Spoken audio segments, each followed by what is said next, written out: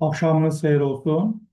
Mən hal-hazırda Azərbaycan dilinin əsas mövzularından biri mürəkkəb cümlə haqqında danışıram. Mürəkkəb cümlə bütöv 9-cu sinifdə tədris olunur. Bizim birinci sualımız nədir? Mürəkkəb cümlə nədir? Mürəkkəb cümlə iki və daha artıq sadə cümlənin birləşməsidir. Biz indiyə qədər mürəkkəb söz, mürəkkəb söz birləşməsi, bu ifadələri işlətmişik. Mürəkkəb söz nədir? İki və daha artıq sözün birləşməsi. Mürəkkəb söz. Mürəkkəb söz birləşməsi nədir? İkidən çox, üç və daha artıq sözün birləşməsindən yaranan söz birləşməsi. Bir də deyirəm. Bir var sadə söz birləşməsi, onsuz da söz birləşməsində iki dənə söz olmalıdır da, leksik mənalı əsas söz. Mənim dostum. Amma mürəkkəb söz birləşməsi olanda burada artıq üç və daha artıq, yəni lazım olandan daha çox bir sözün olduğu birləşmə.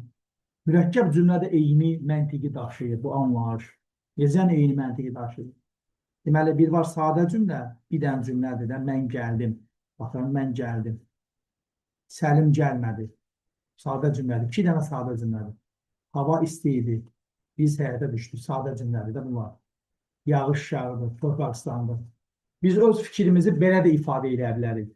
Amma bəzən fikrimizi istəyirik ki, cümlələri birləşdirərək ifadə edək. Məhz cümlələri birləşdirərək ifadə edəndə mürəkkəb cümlə yaranır. Yəni, mürəkkəb cümlə yaranır. Nə yaranır? İki və daha artıq sadə cümlənin birləşməsindən yaranan cümlə. Mürəkkəb cümlə mahiyyəti budur. İki və daha artıq sadə cümlə. Məntiq budur. Deməli, bu cümlənin tərkibində iki və daha artıq cümlə olmalıdır. Bu, başqa yolu yoxdur mürəkkəb cümlə olmaq üçün. Məsələn, mən gəldim, Səlim gəlmədi. Bu sadə cümlədir. Amma biz burada adicə vergül qoyaq.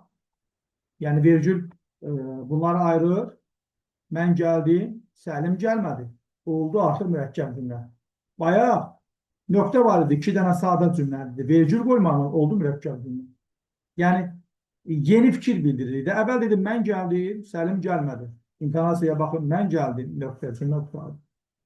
Səlim gəlmədi, yeni cümlə başladı. Amma mən gəldim, Səlim gəlmədi, artıq burada yeni fikir bildiririk. Mürəkkəb cümlə yaranır. İndi başqa bir məqama keçirik. Hava istiydi, biz həyata düşdük. İki dənə cümlədir. Bir-birindən haradasa uzaq məntiqi əlaqəsi var. Amma hava istiydi, biz həyata düşdük. Fikir verin, biz sözü balaca ilə yazıldı. Çünki artıq ikinci cümlənin böyük yazılma, müstəqil olmadığına görə balaca ilk sözünün birinci hərfi balacalaşdı. İkisi hərfi oldu. Biz həyata düşdük. Oldu mürəkkəb cümlə. Yağış yağdı, torpaq ıslandı. İki dənə sadə cümlədir.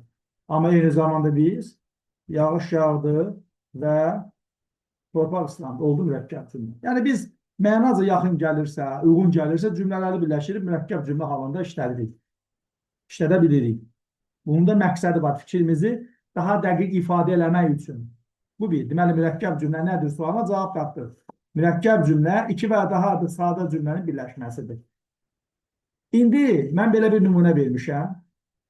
Ona uyğun zəhmət olmasa hər kəs videoya pauza versin və bu cümlələri oxusun. Görsün hansı cümlələr sadədir, hansı mürəkkəbdir.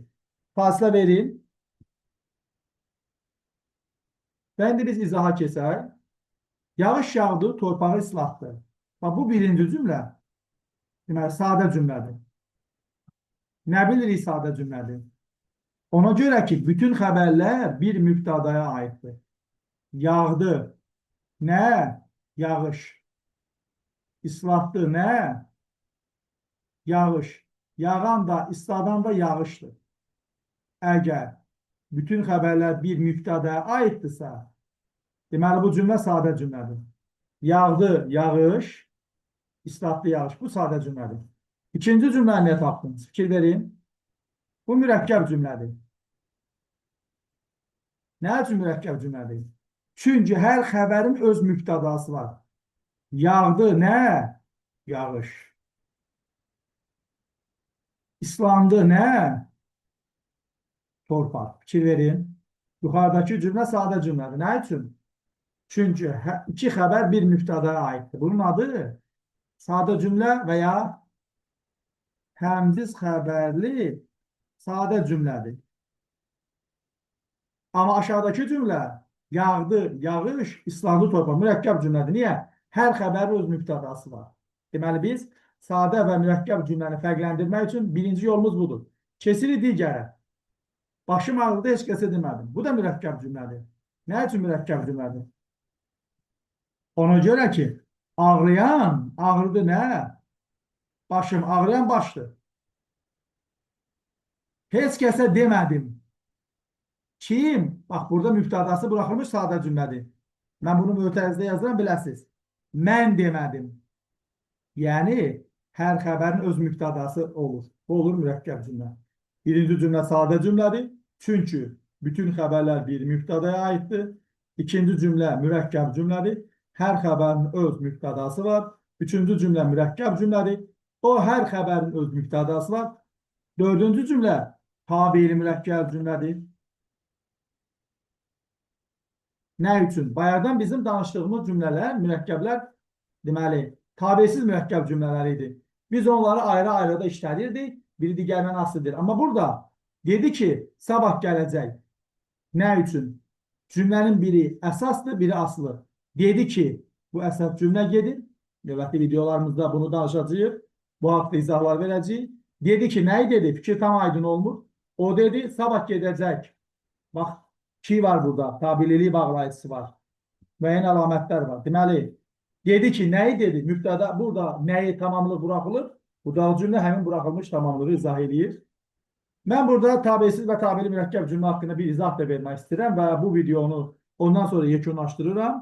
Növbəti videolarımızda isə tabeli və tabesiz mürəkkəb cümlənin əsas xüsusiyyəti və lazım olan məqamlarını izah edəcəm. Bunun üçün deməli, kanala abunə olmaq lazımdır və videoları izləmək lazımdır. Tabesiz mürəkkəb cümlə nədir? Tabesiz mürəkkəb cümlənin açıqlaması belədir. İki sadə cümlənin, yəni bərabər hüquqlu birləşməsi. Yəni bir cümlə digərindən asılı deyil. Məsələn, yağış yağdı, torpaq ıslandı. Ayrıca cümlədir. Biri digərindən asılı deyil. Tabeli mürəkkəb cümlə nə deməkdir?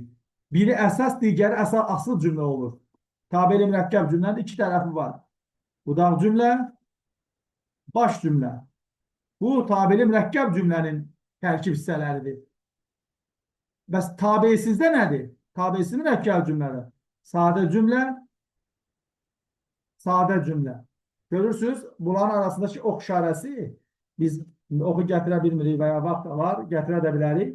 Tabesiz mürəkkəb cümlədə hər iki cümlə, deməli, heç biri bir-birindən asılı deyil, heç bir problem yoxdur. Cümlələr adi halda biri digərindən asılıdır. Ya biri digərindən əlaqəlidir, asıllıq yoxdur, bərabər hüquqludur.